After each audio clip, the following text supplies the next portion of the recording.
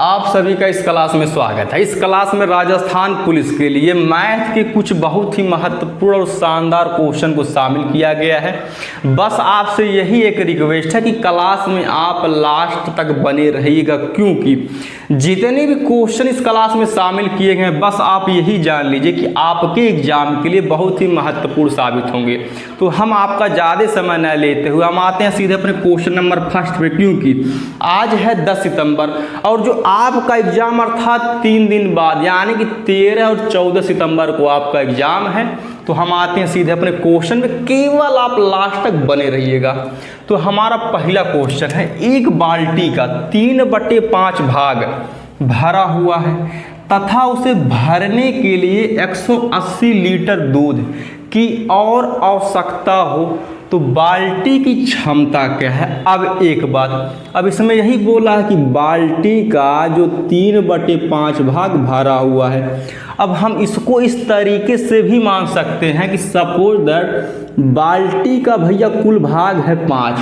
अब इसी 5 में से अगर 3 भाग भरा हुआ है, अब एक बात बोला है तथा उसे भरने के लिए 180 लीटर दूध और चाहिए। कहने का मतलब ये है, अब दूध जो भरा जाएगा वो खाली भाग में भरा जाएगा।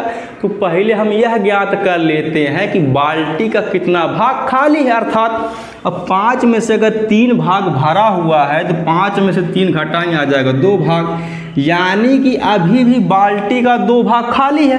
अब इसी खाली भाग को भरने के लिए उसको चाहिए 180 लीटर दूध, अर्थात 2 बराबर हो जाएगा 180। अब हम एक का जब मान निकालेंगे यानी कि 2 9 18, उसके बाद एक वैल्यू यानी कि 1 बराबर हो जाएगा 90। अब बोला है कि बाल्टी की क्षमता क्या है, तो टोटल जो बाल्टी की क्षमता भैया 5 है।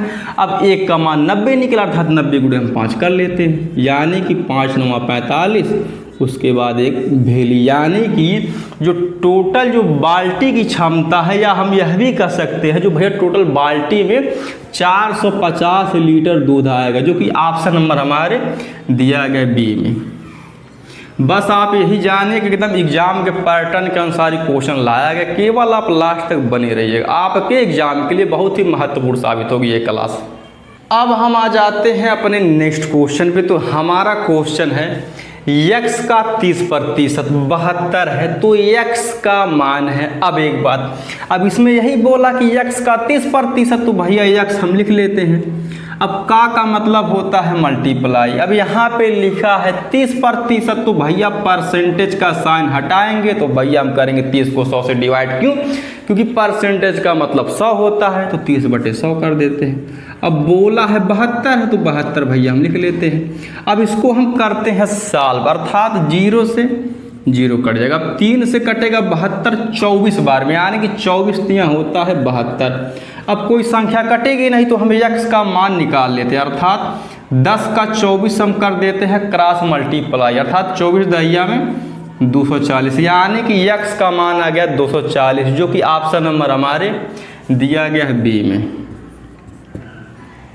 अब हम आ जाते हैं अपने नेक्स्ट क्वेश्चन पे। बस आप यही जान लीजिए कि हमको बात 1% नहीं मात्र क्वेश्चन पे ध्यान देना है, क्योंकि आपके एग्जाम में समय एकदम न के बराबर बचा हुआ है, जैसा कि आपको भी पता है। अब हम आते हैं अपने क्वेश्चन पे। ए बी तथा सी के वेतन का अनुपात 3:2:9 है। यदि सी को बी से 2100 रुपया ज़्यादा मिलता है तो ए का वेतन बताइए। अब ए बी तथा सी के वेतन का अनुपात दिया गया है 3:2:9 दिया है, लेकिन यह बोला है कि सी को बी से 2100 रुपया ज़्यादा मिलता है। तो कहने का मतलब ये है, अब हम यह ज्ञात कर लेते हैं कि सी के वेतन का अनुपात बी के वेतन के अनुपात से कितना अधिक है, अर्थात 9 में से 2 घटाएंगे आ जाएगा 7। अब इसी 7 का मान दिया गया है 2100 रुपये के बराबर, तो 7 बराबर 2100 रुपया। अब हम जब 1 का मान निकालेंगे 7 त्रिक के 21, उसके बाद 2 भेल, यानी कि 1 का मान आ जाएगा 300। अब क्वेश्चन में बोला है कि ए का वेतन बताइए।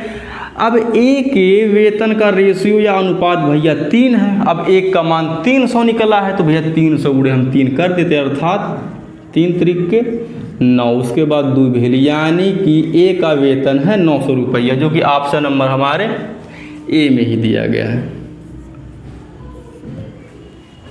अब हम आ जाते हैं अपने नेक्स्ट क्वेश्चन पे। तो हमारा क्वेश्चन है, दो संख्याओं का लसअ 30 तथा मसअ 5 है, उनमें से एक संख्या 10 है तो दूसरी संख्या होगी। अब इस प्रकार के क्वेश्चन को आपने एक नहीं 1000 बार पढ़ा होगा, तभी भी यह क्वेश्चन 110% हर एग्जाम में आ ही जाता है।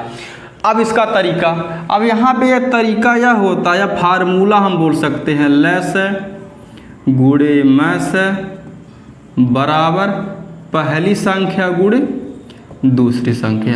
अब जो यहाँ पे दिया गया उस डाटा को मैं यहाँ पे पुट कर देते हैं। जैसे कि लसअ 30 बोला है तो 30 हम लिख देते हैं, मल्टीप्लाई भैया 30 गुणे। अब मसअ दिया है 5 तो हम 5 लिख देते हैं, लगा देते हैं फिर बराबर का साइन। अब पहली संख्या गुणे दूसरी संख्या, अब इसमें यह बोला कि उनमें से एक संख्या 10 है तो दूसरी संख्या होगी, यानी कि हमको दूसरी संख्या ज्ञात करनी है। तो पहली संख्या भैया 10 हम लिख देते हैं गुणे दूसरी संख्या। अब हम कर लेते हैं सॉल्व, अर्थात 10 कने 10, 10 तिया 30, अब 3 5 15, यानी कि दूसरी संख्या हमारी 15 हो जाएगी, जो कि ऑप्शन नंबर हमारे दिया गया सी में। अब हम आ जाते हैं अपने नेक्स्ट क्वेश्चन पे। तो हमारा क्वेश्चन है, यदि यम अनुपाते यन बराबर 3:2। अब इसका मतलब यहाँ पे यह है कि यम का मान 3 है और यन का मान 2 है, तो 4m + 5n अनुपाते 4m - 5n किसके बराबर होगा। अब हमको सॉल्व करना है इसी को, तो हम इसको पहले लिख लेते हैं, 4m + 5n, उसके बाद फिर अनुपात का साइन 4m - 5n। अब एक बात, अब जहाँ पे यम लिखा गया है वहाँ पे हम वैल्यू पुट करेंगे 3, क्योंकि यहाँ पे यम का मान 3 दिया गया है, और जहाँ पे यन लिखा गया है वहाँ पे हम वैल्यू पुट करेंगे 2, क्योंकि यहाँ पे यन का मान 2 दिया गया है। तो हम भैया सॉल्व कर लेते हैं, यानी कि 4m अर्थात 4 गुणे यम का मान 3 है, और फिर प्लस का साइन 5n अर्थात 5 गुणे, अब यहाँ पे n का मान 2 है तो भैया हम 2 लिख देते हैं, फिर अनुपात का साइन, अब फिर लिखा है 4m अर्थात 4 गुणे, अब m का मान 3 है जैसा कि आप फिर देख सकते हैं, अर्थात 4 गुणे 3 - 5n, और n का मान 2 है तो भैया 5 गुणे हम 2 कर देते हैं। अब करते हैं इसको सॉल्व, अर्थात 4 तिया 12 + 5 दूना 10, फिर अनुपात का साइन 4 तिया 12 - 5 दूना 10। अब 12 में अगर 10 जोड़ेंगे तो आ जाएगा 22, उसके बाद फिर अनुपात का साइन 12 में से 10 घटाएंगे आ जाएगा 2, अभी भी ये कटेगा, 2 1 करने 2, अभी 11 बार में कट जाएगा, अर्थात 11 दूना 22, यानी कि 11:1 हमारा आंसर हो जाएगा, जो कि ऑप्शन नंबर हमारे दिया गया सी में।